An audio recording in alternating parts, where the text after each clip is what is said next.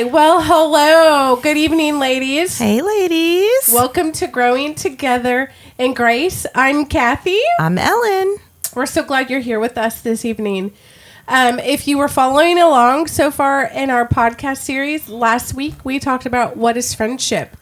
Well, Ellen and I are very excited because the next several episodes are going to be about this topic, friendship. And she was the brilliant one who noticed that the book we're reading together has some fantastic questions to discuss, like small group style. That's what we're going to do. We're going to talk about these questions and engage and have conversation and just let whatever happens happen. So we're very excited about this. Very excited. But before we do that, I wanted to just do a real quick, how was your week catch up with Ellen? So, my daughter, was pregnant. Mm-hmm. She had to have an emergency C-section, and she had the baby early. She had the baby on June 2nd. And so baby Violet was born 5 pounds 6 ounces, 18.5 inches long. Obviously they're at home, and so tomorrow she'll be 2 weeks old, and just loving her. She's 2 weeks tomorrow? Yeah, she will be 2 weeks tomorrow. How did that happen? It has gone by so fast. And we went over the other day, and she actually had her eyes open. It was so cool. So cute. That's awesome. But it's just, I've been enjoying spending time with my granddaughter, my daughter. It's been really neat to have her call me and ask me things. Like today she called me and said the baby's really colicky and gassy, and so just trying to help her through that. And it's just been really nice.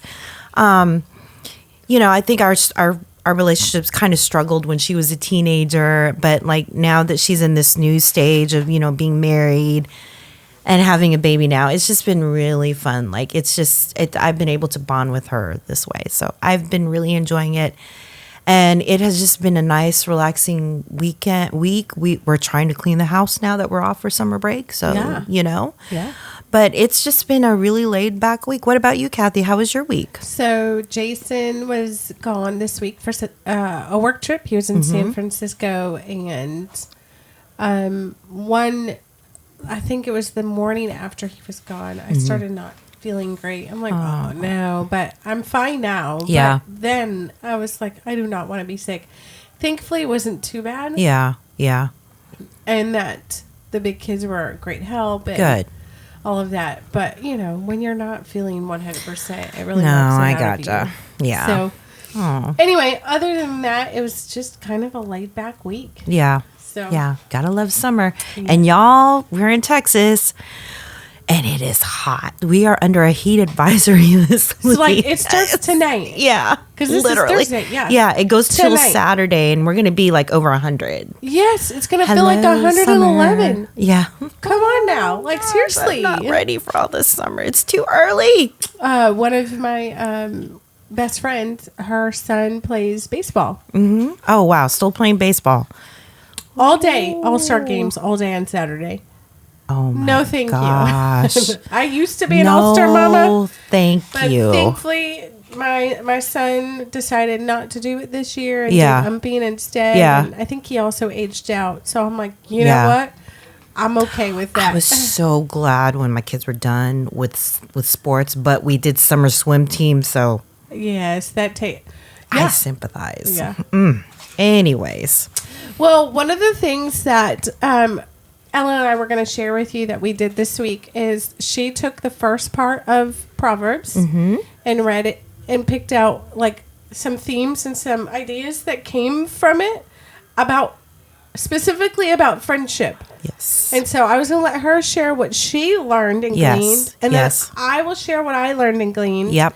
And then after that, we're just going to jump right into the questions. Yeah. Is that okay? Yeah, that sounds good. Now, I did make dessert. I made a lime cheesecake pie. I was going to bake something, and Chad looks at me and goes, it's really hot, and if you bake in the oven, it's going to make the house hotter. So I went with a summer dessert where it was just really easy ingredients, mixed it with my mixer, and then put it in the refrigerator to set. And there you have it. It is lime cheesecake pie. Mm-hmm. Okay, take a bite and tell me what you think. I'm going to take a bite. I already told Ellen that my oldest, my son, is going to be all about this because he loves lime and lemon. And I joke that Josh was an old soul. He truly is. Like, his favorite flavor of, like, the Dum Dum popsicles, the Dum Dum suckers, butterscotch. I'm like, what? Kid? That was not my favorite flavor. Who are you? No. Tell me what you think. Cheesecake, sweetened condensed milk, and that was it, I think. I feel like I'm missing an ingredient. Oh, and then I put Cool Whip on the top. Yeah. And then I put lime zest on top. Yep. Yes. All right. So we are starting. We're looking at Proverbs. Yes, you're going to share what you learned. As I say that, I'm taking a bite. Sorry, y'all. Okay. I'm pulling up my stuff. Whoops. So I had... Let me make sure I wipe my mouth because I do not want Cool Whip mustache on me. All right. So I was responsible for looking at the first part of Proverbs from chapters 1 through 15. And so what I really got from the first 15 chapters was that there was advice from Proverbs telling us how to choose friends wisely. And then another part that I really got was the character of how to be a good friend. Okay. And some of the, I'll choose some of I wrote down some scripture verses. So Proverbs 12:26 says, the righteous should choose his friends carefully. And which I found was very interesting because we can just get into this mode of, you want to be friendly to people, you want to make connections, but then you also need to be careful because there's just some people that can bring you down. And so, which that made me think. Also, like when you're talking about choosing like character of good friends, I actually have it marked in my book because there was just so many. And the book that we're reading, guys, is so great because it has a lot of scripture verses about wisdom from the Bible on friendships. So I like this one from Proverbs 3:27 where it says, do not withhold good from those to whom it is due. When it is in your power to do it, do not say to your neighbor, go and come again tomorrow, I will give it. When you have it with you, do not plan evil against your neighbor who dwells trustingly beside you. Do not contend with a man for no reason when he has done you no harm. So, I mean, just some great insight of the character that you should have as a friend. And it was just, it was so hard to choose just one scripture verse. Yeah. But, I mean, there was just so many things that made you think about, well, do I do that? Is that something that I emulate? Is that something that I practice? Yeah. Just even down to the in abundance of counselors, there is safety. Proverbs 11:14. So like getting counsel from wise people is also when you're choosing friends wisely. So just so many different things to think about in regards to friendship out of Proverbs. That literally it was like 2.5 pages worth of scripture verses. When I did my section, I was similar. It was like the Spirit was using God's word to convict and teach and train as it should. But some of the things that I was thinking as I was seeing the verses that pertain to like, what does it mean to be a righteous man? And then even just friendships and reading some of these things and seeing how some of these things played out in my own life. Like, Proverbs 16, verse 28, a dishonest man spreads strife and a whisperer separates close friends. Well, hello. there was some rumors that were spread about my husband. Yeah. And it separated him from some of his close friends. Yeah. And those friendships are no longer really part of his life anymore. Yeah. And it was sad because I would have assumed Yeah. Oh, these friends who have been good friends with us for a long time would have been like, that doesn't sound like Jason. I know him. Like, I've known him for a long time. That never happened. Mm. And so the whispers and the gossip that was spreading just wrecked him and wrecked our family. Like, I mean, we're not like depressed and sad and moping around, but it really changed. It was difficult. It changed a lot of our lives in a lot of ways. So all of this to say, for me it was, okay, be a kind friend and shut down the whispering and the gossiping and I also being reminded how we're to be gracious with our words, which can be so difficult when you've been hurt, especially, and you're frustrated because, we're sinners and not perfect. But just being reminded gracious words should come out of our mouths. Yeah. And what does that look like when you are wanting to speak truth and love? I have no idea. Listen, we're hearing our husbands who are playing... I don't know what they're doing. Some nursery rhyme song or something. I don't know. Anyway. That's funny. So, all of this to say, I kept thinking, okay, how do you speak truth and love? Especially when you're going to rebuke a friend. Like, you know what I mean? Yeah. Like, how do you do that well? Anyway. So, for me, a lot of the things that I was noticing at on the last section of Proverbs was...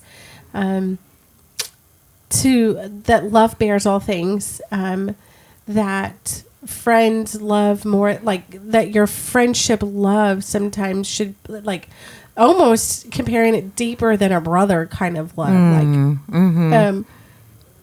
and so there was a lot of like overlooking, bearing with one another, loving one another, being gracious to one another. Those are a lot of the things that kept popping up. This is the verse I was thinking of that didn't come to my mind. Proverbs 17:17. A friend loves at all times.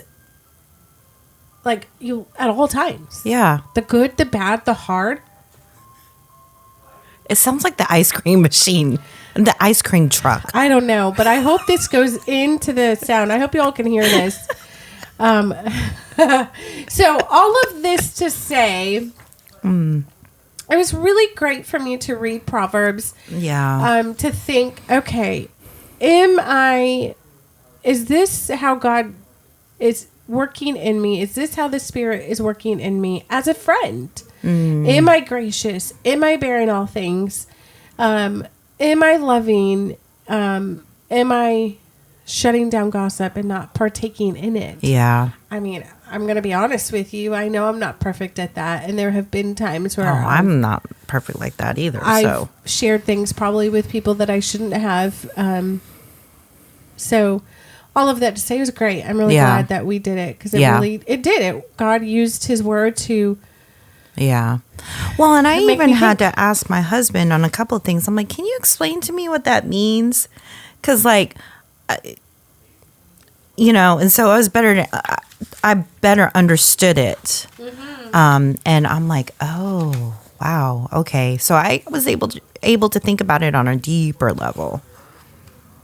Yeah. It was really good. Yeah. We can share more. Maybe we can even like post on our Facebook page. Yeah.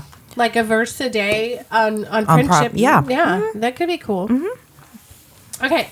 Well, let's jump into the discussions. The discussion questions. So these questions are not ours. They're coming from the book that we are reading together, which is called Messy, Beautiful Friendship, Finding and Nurturing Deep and Lasting Relationships by Christine Hoover.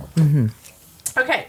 So this episode is going to be all about the idea of friendship and how do we make them and how do we keep them and what's the vision, what's the goal of friendship, okay? So that's what this particular episode is going to be about. Yeah. So, some of the questions that we're going to start off talking about right now are going to pertain to, when did friendship become so difficult? Why did it become so hard? It's such a struggle for us to develop friendships. So, Ellen, the first question, in your friendships that you have, do you find yourself wishing for the way that it was?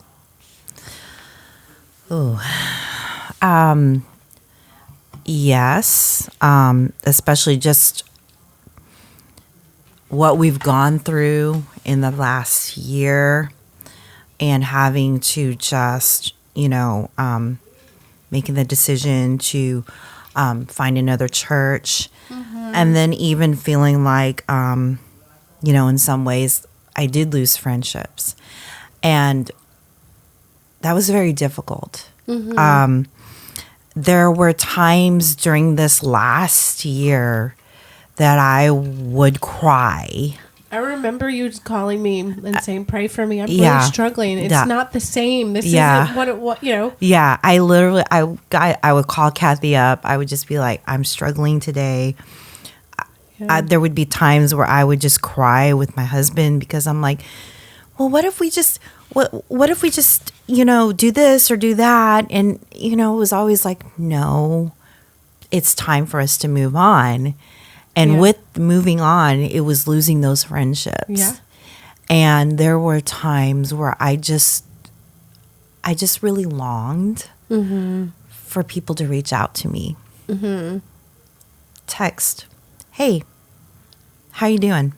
And I didn't get that, and that really hurt so bad. And I just was longing for that. And then I know that I shared a couple of times that, my best friend, we had a falling out, and we didn't talk for a very long time. I mean, there was like a 15-year gap in there, literally. And there were times where I was just like, gosh, I miss her so much. But in those times, even though it was difficult, I had to pray through it. And I even just this last year prayed about, okay, Lord, maybe someday the friendships will be reconciled. I don't know. That's all in your timing. I prayed about that with my friend, my best friend, and it was reconciled, but it took a really long time. So, of course, I wish. And then especially, like, I'm a teacher. Right. So when I move districts or somebody leaves, there's a bond with us, like with teachers in general. And when somebody leaves or you move, it's like, oh, I'm going to miss this friendship. And we always say, it always comes back to, oh, don't worry, we'll keep in touch. But it just gets further and further apart where we, lives change and we just don't keep in touch as much. So, yeah, I definitely wish there were times where I wish it was the way it was. What about you? So I would definitely say yes for me. But I'm going to take a different twist. So for me, I don't know if this is the case for you, but it just, when you're a kid, it's easier to make friends. In fact, the book does talk about that. And there's not those crazy fallouts in friendships. Like, you're mad for a couple of days and the next, like, I'm not your friend anymore. And then you're fine. Then you're fine. Like 3 days later, like, let's go play volleyball outside at recess or something. And so in some ways, as children, it feels like there's not as much stuff, much mess, much life. Yes. That can really pull you apart and separate you. And you don't have to weed your way through all of the stuff. You know what I'm saying? And so sometimes I wish so much that friendship was that easy still. You know what I mean? And so for me, I do wish. Now, recently, I would say that there were times where I would tell Jason, I wish that we could take this and go back like 6 years when times were easy and good. Yeah. But here's the thing that he's reminded me of, because we've talked about this briefly in our podcast. My husband and I left our church home of 13 years. And in that season, there was one time that we almost left. But my husband and I were praying about it. That summer, we were visiting other churches. We were going to leave, but then God said no, and so we stayed for another 3 years. So why I'm even bringing up that little history is when we did eventually leave, I struggled so much because I kept telling my husband, I'm like, I wish you would have listened to me like 6 years ago when I kept saying, I don't think that this is a place for our family. I think we need to leave and go find a new church home. And we had our reasons. We sought counsel. We read books on church and what a good church is and what a healthy church is. We read the 9 Marks Church, all of these things. And so it wasn't like a flippant decision. We were really thinking through, like, should we stay or should we leave? All of this to say, I kept telling Jason when we left 7 months ago or so, how it was, because it was so hard. I kept saying, I wish we would have left when I kept telling you it's time to go. Yeah. And he's like, I know you wish that, but guess what? You would have not met Ellen.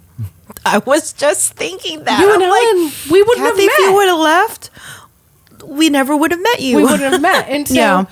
I remind myself of okay, I wish things were this way or this way. And that doesn't mean I still wish things could have been easier and whatever. Yeah. But at the end of the day, God knew exactly what he was doing.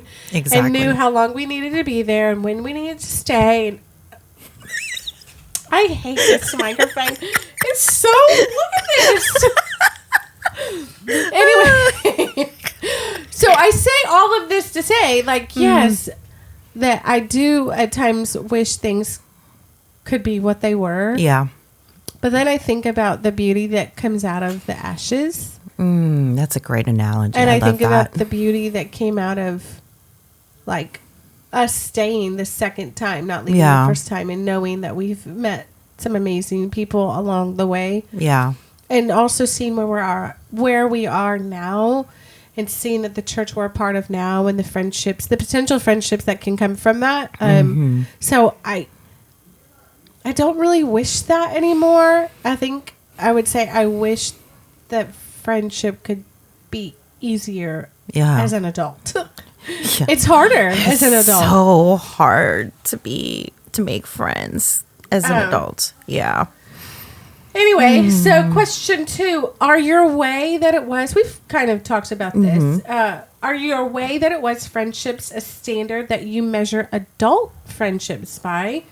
How is it helping or hindering your current friendships or attempts at friendships? So, in wishing the way it was very hard for me to go to different, when we were visiting churches, go to different churches and be more open and just at least have conversations with people.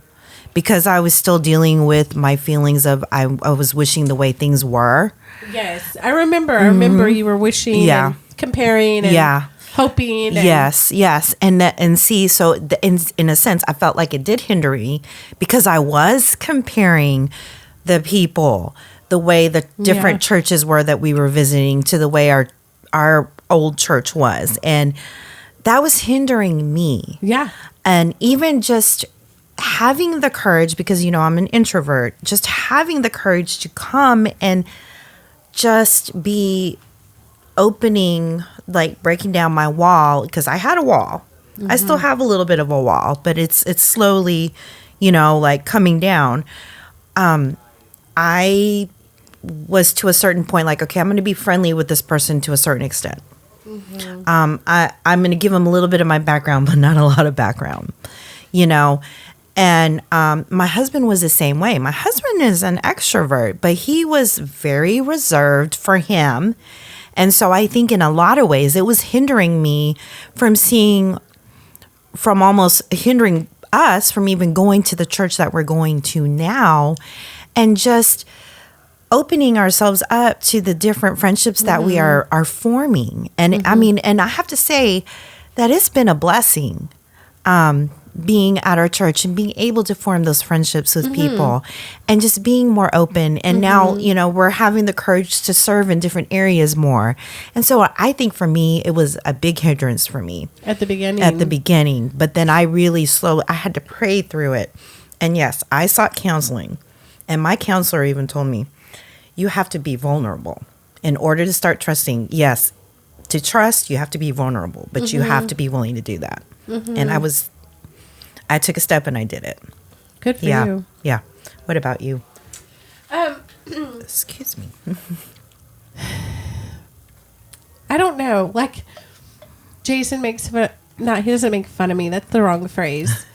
I will say things like, I wish it wasn't this way. Like, I wish it could have ended this way. Or, you know, it's like, no, I don't.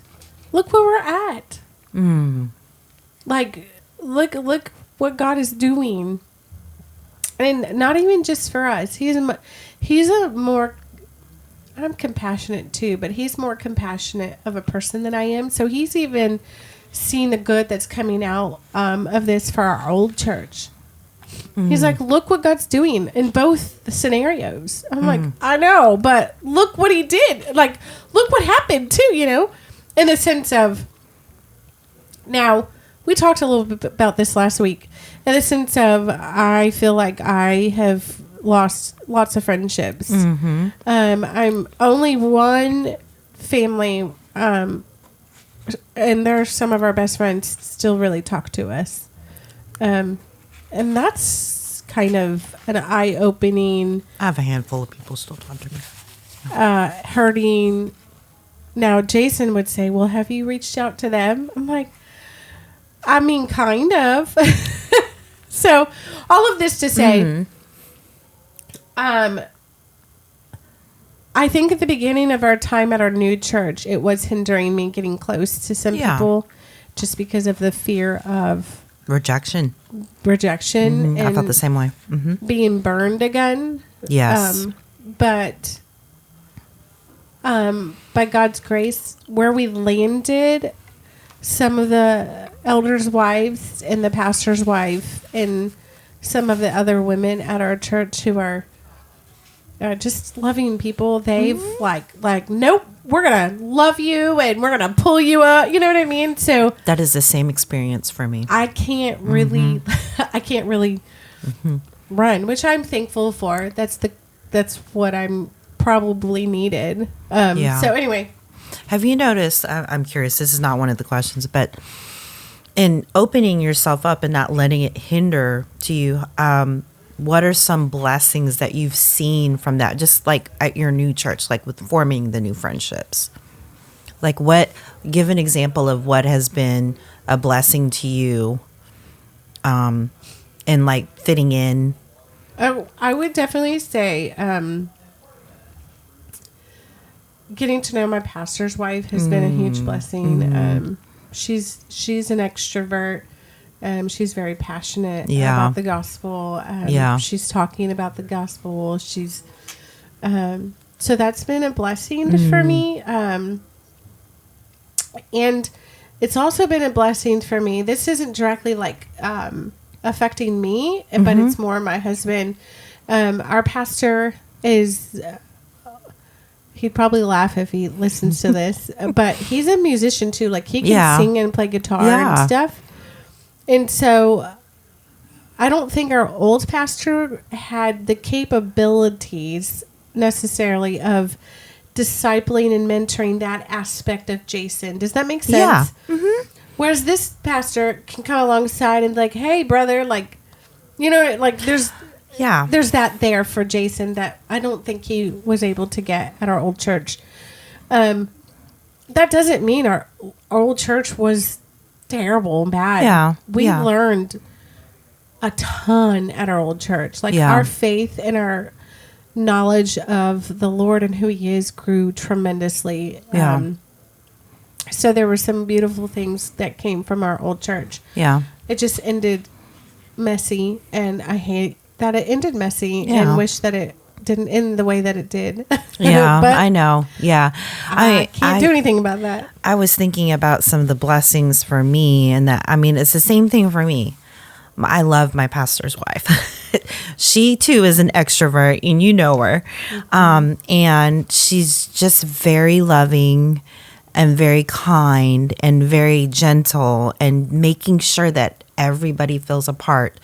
You know, something that this past Sunday that I've never done before, when I've been in a church. So my pastor's wife, it was her turn to serve back in the children's area. She had invited a friend, and I was going to sit down because Chad was working the sound booth this last Sunday, and she came up to me and she said, "Hey, Ellen, I've got to work in the children's area. I invited my friend. I want to introduce you to her." And I'm like, "Oh yeah, sure." So I go over there. She introduces me to her friend, and then she's like, she kind of whispers to me, "Do you mind sitting down?" I'm like, "No, I don't mind sitting with her." And so, she's told her, she goes, "I'm so sorry. It's my turn to go serve in the children's ministry today." And I said, "But I'm going to sit with you." So I sat with her friend, and, we talked a little bit. And then at the end of service, I mean, she was very appreciative. She's like, "I'm going to come back. I want to visit. I love the way things are set up here. And, I definitely am interested in coming back." And she's like, "Thank you for sitting with me." I'm like, "Oh, yeah, sure." Kathy, I never would have done that. You, Ellen. I know. I never would have done that. That is so cool. But my pastor's wife really encouraged me and just asked me, like, "Do you mind?" And I didn't. I'm like, I left church and I told Chad, I said, "I've never done that before. I have never. I'll say hi to a visitor, but I don't go past that." Yeah.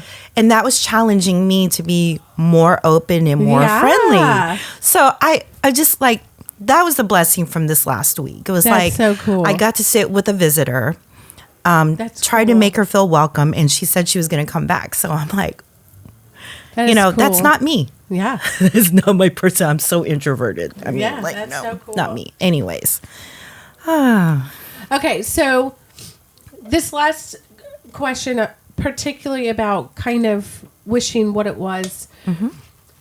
What are helpful lessons that you learned about friendship from the younger years? What are some lessons that you think we as adults and older women could reach back into our younger years and benefit from? So I love the way you brought up how, like, when you're friends with somebody when you were young, and you would always get into, because I remember I had some really close friends, and there were times where we just didn't get along, and it was one of those, "Well, fine, I'm not your friend anymore. I'm not going to play with you anymore." But then the next day, everything was fine. Like, it did, whatever we were arguing about didn't even matter. Or even, I don't know if this was the case with you, but when I was little, I'd be like, "Hey, your words hurt, and I didn't like them, and I'm not playing with you today." Oh, more bold and yeah. We actually said this hurt. Yeah, but now that's a good point. Now are like, "Hey, you hit me, that hurt." Yeah, or this little things. Yeah, or "Hey, you didn't invite me to this thing." Now we sit at home and mope about it, cry about it, whine about it, gossip about it. I mean, I'm putting me in these categories. We don't actually go to the friend and say, "Hey, friend, this is really hard for me to say, but I really want to say it because otherwise I'm just going to..." We don't do that. Yeah, and there's a lot of people that even tell you, "Oh, don't do that. Just walk away." Yeah. They don't, you just need to, like, turn the other cheek. And so, you know what?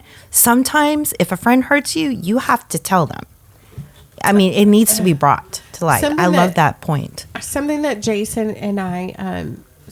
one of the things we started when we first got married, this was not me starting it was him, because I grew up in a home where I grew up in two different homes, really. One home, the way that we handled conflict was abuse and awful and terrible and hitting, screaming, cursing, all the things. And then the other part of my family, we ran from conflict. We didn't want to deal with conflict. Yeah. And so when I got married and I got mad at Jason, he's like, hey, we got to talk about this. Yeah. Is my mascara like Yes, dripping down it my is face? a little bit. We got to talk about this. Yeah. Mm-hmm. I'm like, what? We talk about this? He's like, yeah. Let's talk about why are you upset? And one of the reasons why we do that now is because here's the thing. If you're mad at somebody, or like if I'm mad at Jason for something, let's just use Jason and me for an example, but I don't tell him the thing that makes me upset, and he continues to do it, guess what? I'm still going to be mad every time he does it. That's a good point. Because I'm not telling him. That's a great point. Hey, this really upset me. Here's the thing, though. It is so hard to go to your friend. It takes courage because you're afraid of being burned. You're afraid of being told you're wrong. You're afraid of You don't want conflict. You don't want conflict. Yeah. But I think it's good. I think it's good for us to go through the conflict, work through it, talk about it. In fact, I would say if you are able to work through the mess and the conflict, that's why I love the name of the book, and get past it, I think your friendship's going to be deeper and better. Yeah. That's a great point. No, that's a great point. I mean, I think you brought up a great point about how it's easy for you to say your words when you're younger. Because you don't, I mean, honestly, hello, I work with kids. This is my job. Yeah. I mean, I cannot tell you how many kids will just say something and then it's the adults, it's the teachers is like, hey, wait, hold on. Yeah. You realize what you said to that person, that was really hurtful. That was not kind. Yeah. How should you have handled that? Yeah. Because as children, we don't think about these things, but as adults, we do. Yeah. I think sometimes we're just so worried about offending people. And I mean, I agree. There's a certain extent to where it has to be, there's a way you need to do it. You don't just say it, there's a way to do it. But there's just so many times where as adults, like we don't want to talk about what's really bothering us. And again, just probably life circumstances, I know for me, where it's hard to talk to somebody. Because of the times that you have talked to somebody and been burned. Yeah. Absolutely. Totally understand that. It's more experiences too as well. Yeah. And even then as little kids, I mean, for me, like, I'm pretty sure around 5th grade this stopped, but when I was in 2nd grade, everybody was playing together. Yeah, like, exactly. Everybody played kickball. Everybody played, Yeah. And then as you get older, you really start to like, Yes. Anyway. Yes. In fact, she does talk about it in that first chapter where, you play with everybody. And then when you get into middle school and high school, you get into those cliques. Yeah. And, it's a little bit more emotional. Yeah. And then she talks about her college years where that was probably the best times where she did make friends. And then when she got married and had kids, it just kind of dropped off. Yeah. So I think it just gets more complicated when you're an adult.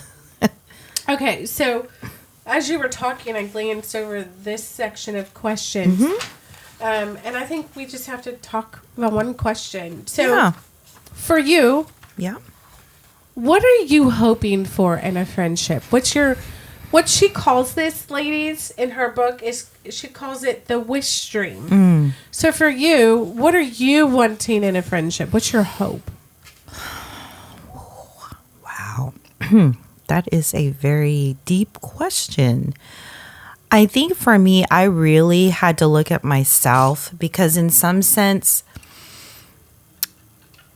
sometimes I think that I think about me more, my selfish side, like, well, they need to call me. Well, they need to reach out to me. Well, they need to do, what am I doing? Yeah. So I think for me, I think it's a mutual thing. I think it's both people have to work at it. Both people have to be purposeful about it. Both people have to, I want somebody who's going to be honest with me.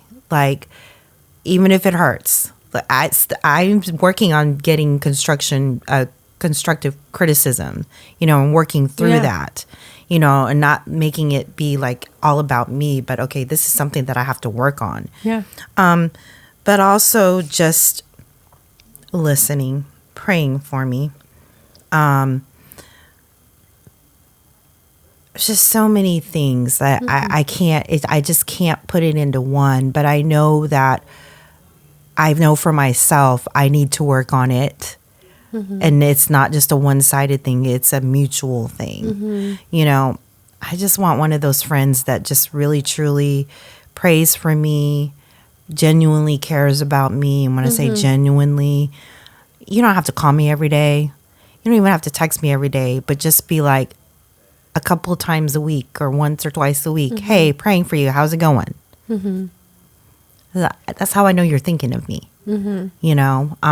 I try to do the same thing back, but I'm working on it. That's such a tough question. And I've been through friendships. I've been through friendships where it's gone bad. What went wrong there? What could I have done better? I think about it in those terms. What about you? So for me, I would definitely say I want, for me, like my ideal type of friendship is somebody who loves me. I want to be loved. I want them to work on it too. Yeah. Instead of me always being the one who's reaching out. Here I go, hitting myself in the face with this microphone. Instead of me being the one who's always texting and always calling and stuff, or always showing up. I love it when friends are carry my suffering and burdens, and they don't just be like, "She's too much. I can't do this." Yeah, because there've definitely been times. Not for me specifically, but where I've seen friends be like, I can't do this. I've got to walk away. This is too much. It's too hard. My life's too busy. And Friendship crazy. is hard. It is hard. When I look for friends, like, it's funny. I was thinking about this evening before you came over. I'm always looking for friends who I want to model my life after. So I can think of a couple of women who I'm close with.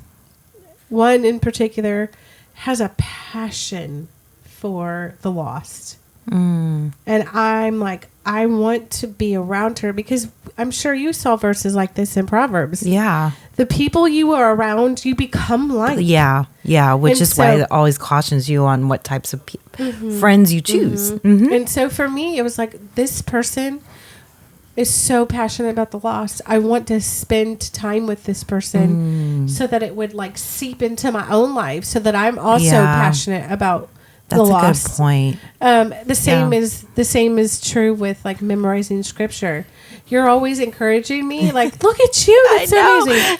But she's encouraging me because I'm like, oh my gosh, Lord, I'm so bad at going into my Bible and just really focusing on. I think I have ADHD as an adult personally, but I used to not be that way until another good friend of mine who is super passionate about memorizing scripture. And I've seen all the passages and I've just been like, that's amazing.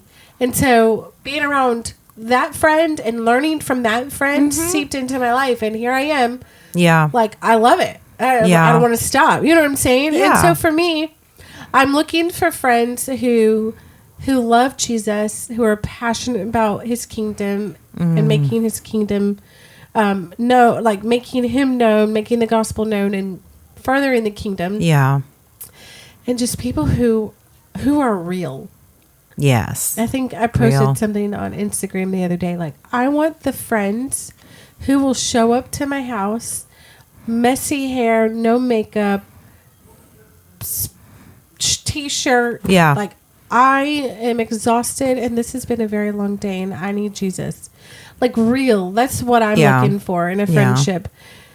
So now I will say about 5 or 6 years ago, I was in a season where I didn't feel like I had that. I had it with like 2 friends, but one friend lived out of state. So that made things a little bit different. And so my husband was like, well, what is it you are hoping or wanting? And so I told him, he's like, hello, why don't you start that? Why don't you do that? And then, so that happened. And then with that grew friendships, and I'm thankful for that. So it goes back to what you were saying, that, you know, you want people to call you and reach out to you and check in on you. And you were saying, what am I doing? Am I calling people? Am I checking in on people? Am I showing up in their lives? You know? So, yeah, I guess for me, that's what I hope for in a friendship. Is, you know, loving God and loving people. I want friends that love people and love God. Yeah. It's as simple as that, really, for me. Yeah. That's great. So, I love that. This book is really making me think about the dynamics of friendship. It is not an easy dynamic by all means. So I loved this chapter because I've, you know, I think I said this in our first episode, and if I didn't, I know I've said this to you before. I went through a season where I read a bunch of books on friendship. Yeah. And so in chapter 3, I loved how she talks about how God is the giver of friendship, and how our friendship first starts with Him. Yeah. So I guess I would say my question for you, Ellen, would be, how have you experienced friendship with God? Like, how has your friendship with God been the anchor that holds you? For how many years have you been a believer now? Oh my goodness, since I was 17. I'm not a math person, so 17. Oh, 30 years. Okay, so for 30 years, God's been your closest friend. What would you say in those 30 years? What are some like solid reminders of He's the best friend you'll ever have? I definitely think this last year, which has been extremely difficult for me, just with leaving our church and also losing my father-in-law, where I clung to God. In fact, for me, my personal walk has been so strong this last year, because I mean, I could honestly say, like, there have been multiple years where my walk has not been strong at all. And I would just pray, like, if there was a situation we were going through and that was it. I'm spending time in prayer. I'm praying for people. I didn't really used to do that. You know, I have a prayer journal now where I write people's names down, and I specifically pray for them. I thank God for blessings. I also pray about situations like, okay, show me your discernment here, Lord. And it's the want of wanting to pray every day. And even my husband and I, like, throughout our marriage, we didn't pray together. This last year, we've been praying consistently. So, like, even my relationship with God has seeped into my relationship with my husband, even with my children. Yeah. You know, it's the times where, like, it's like my faith story, where He brought me through some of the most difficult times. When I lost my mom, when my son was deployed, you know, when I was struggling at work, all of those things, you know, it's even just knowing His presence is there and feeling the peace. Like, I have felt, there was turmoil, but I felt a lot of peace in going through the turmoil. And I feel like my relationship didn't get better with God until I made it better. I had to want to make it better. It's like friendship. It's a two-way thing. It's not just always God giving me these, like, you know, okay, you know, feeling of peace, or I'm going to answer this prayer. I have to spend time with Him too. Yeah. It's a two-way thing. Yeah. I have to make the effort, you know, and it's been such a blessing. It really has. God. What about you? So I'm just going to say, like, one or two things, because you've said pretty much everything I would say, to, you know, keep the time short. But for me, I would say the biggest thing that gives me hope and peace with the Lord is knowing that He will never leave me or forsake me. Amen. And that He is the friend that sticks close, and he is the friend who has gone before me, preparing the way, and I never feel abandoned by him. Yeah. And so I would say that for me, my friendship with him has been so incredibly sweet. Yeah. Especially this year, just over and over again being reminded, like, I'm here, like, Yeah, I'm with you're not you. alone. Yeah. I'm with you. Yeah. So that's all I have to say about that. Yeah. That's great. You pretty much wrapped that up in a nutshell. Yeah. Okay, so the last part, I'm really excited about these questions. I know, I I'm love these hopeful questions. to see how Yeah. they end up. The last part of this particular episode, which this episode really has been discussing the idea of friendship. Why is it so hard? What's the struggle? Yeah. How has our friendship with God been encouraging to us? What do we want in a friendship? What's our hope in a friendship? That's what we've been talking about. So we're going to end it with talking about how friendship is messy and beautiful and wonderful. Yes. And what am I even talking about, you ask? Great question. Question 1. Yep. Who are the people God has placed in your life, Ellen? And are you quick to overlook these women as possible friends because they are not whom you envisioned as friends? Ooh. There are so many people that God has placed in my life. Just even looking at my workplace, looking at church. I'm going to bring my workplace into this because I have a leadership role. And so there's a certain boundary that I have to have because I am in a leadership role. And so that's been really difficult for me. And so because I'm in that leadership role, it is really hard to connect with some teachers. But I have found that this last 2 years that I've been in this position, I've been in this position for 3 years. It's been easier to connect with people. It's been easier to find that common bond with them, just have that conversation with them. And some people that I never expected to have like conversations with or even like be friends with, I am friends with. That's cool. You know, and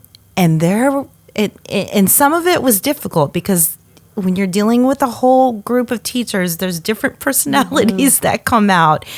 Some are harder than others, and I'm still working on the ones that are harder, you know, but it's definitely challenged me to not necessarily be a friend, but be more kind, more gentle, to where I can have those relationships and maybe form deeper friendships with more people. Yeah. It's the same thing with church.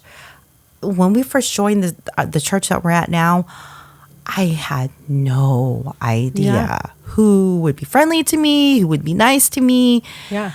But there have been so many people that have just been open and kind. And some of the older women in my church who I didn't necessarily expect to like talk to me as much have really been talking to me. Oh, that's like, cool. You know, I had one sweet lady just give me a car seat that one of her daughter's friends was trying to give away. She's like, "Do you want the car seat?" I'm like, "Yeah, sure, I'll take it." Because I mean, I have a granddaughter. I may need it. Yeah. You know, how's your daughter doing? You know, they were praying for my daughter. Like, I didn't envision like connecting with them. Yeah. So, you know, that's been really cool to see things that way.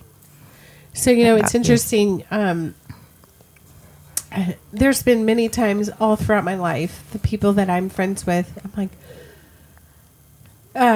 there's one friendship that I can think of in particular that I'm close with this person. And I look back and I'm like, it's so funny to me because we're very different. Yeah. But we connected, and encouraged one another and challenged one another. And,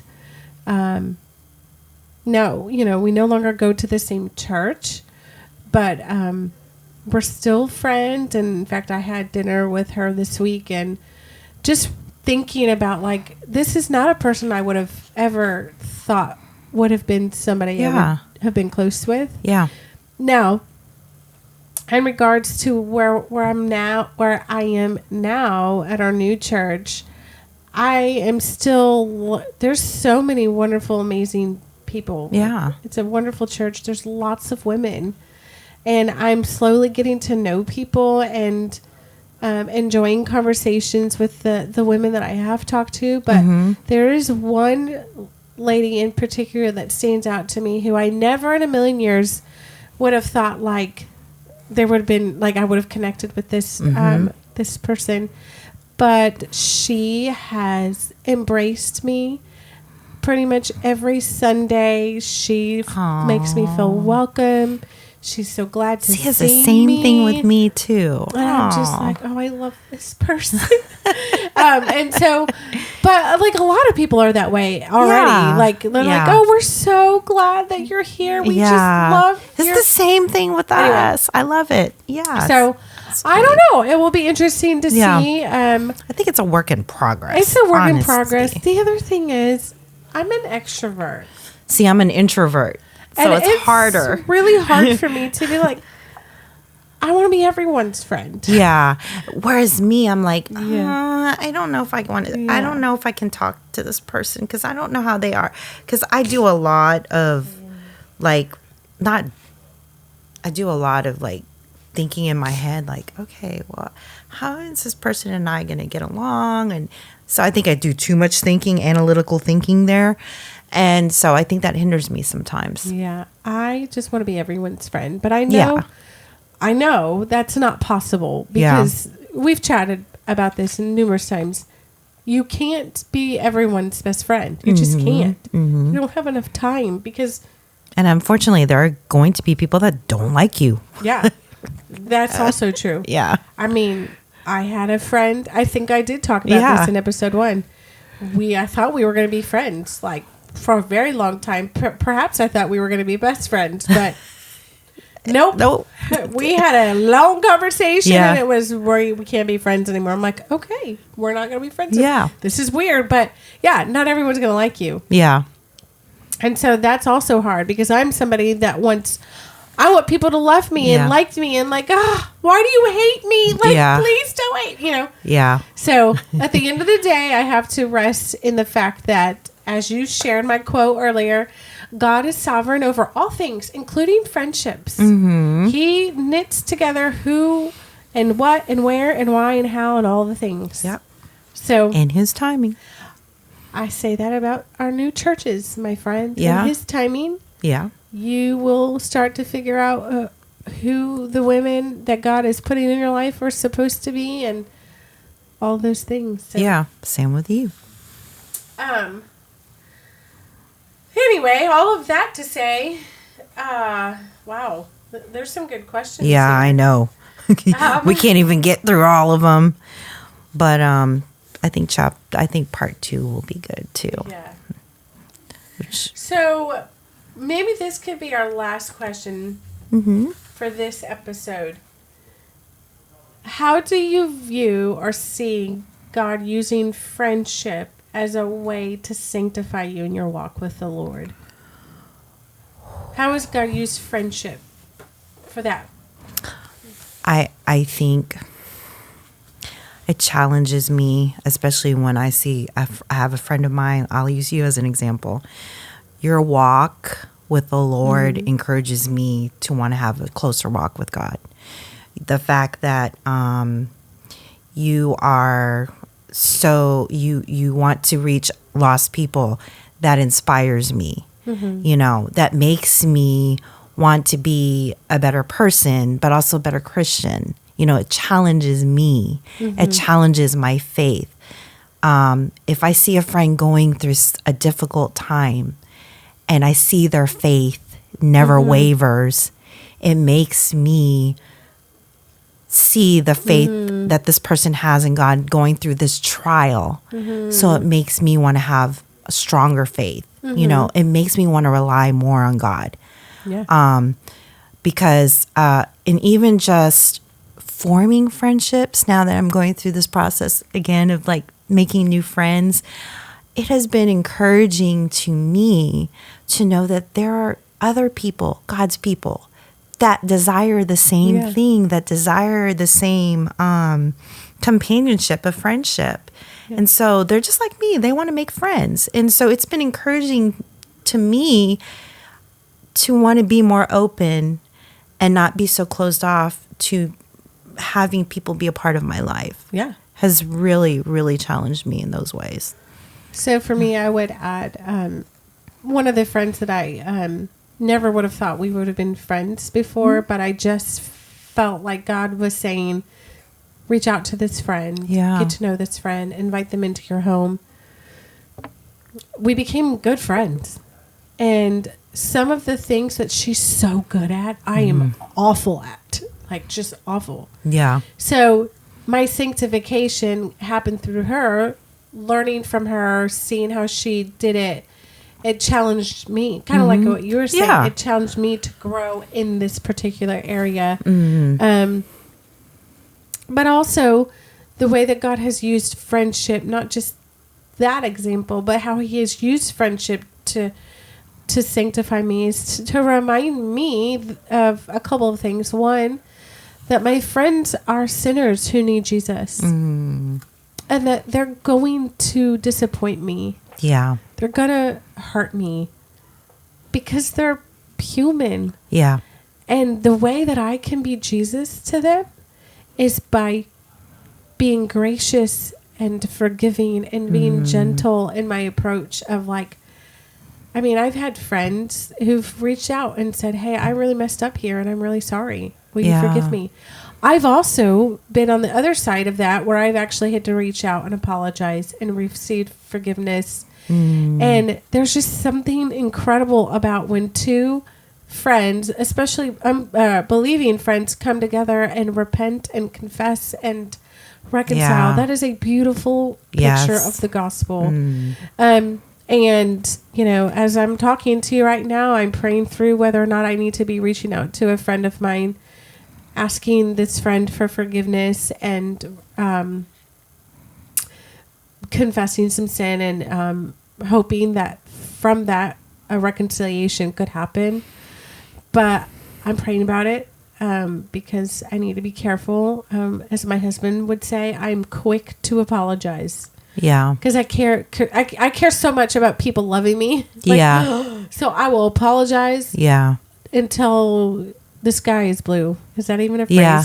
Yes. I don't know what I'm talking about. Yeah. Anyway, all that to say, so for me, sanctification helps me realize, what's the verse in 1 Corinthians 13? Love bears all things, believes all things, hopes all things, and endures all things. I have found that those verses to be very true for me with some friends, especially right now. So for me, sanctification in that the things that I'm weak at in my faith help boost me up in that area and strengthen me and encourage me in that. And then also it helps me know how to be more compassionate and kind and loving. So anyway, that's that, my friend. Yeah. There were some other questions, but for the sake of time, we're going to skip those questions. Maybe we can get to them next week, but I figured next week we'll do the next section of questions. Very exciting times. I'm looking forward to hearing what you have to say, and likewise. I'm looking forward to finishing this book with you. It's definitely been encouraging. Can't wait to read, give you the review on this. We both really like it so far. It's good. So. I've got several quotes marked, underlined. Anyway, well, that's it for tonight's episode. Yes. Elle and I are so thankful that y'all are listening and part of this series with us. And we hope to hear from you if you have any questions about friendship or, how do we do this or that? We'll do the best that we can. Yep. And answer those questions if you have any. We are appreciating those of you who have reached out to us, texted us, asked us to pray for you. Yes. Keep doing it. Please continue to do that. Yes, please do. Well, we hope you all have a great evening, and we will talk next week. All right. Bye, ladies. Bye.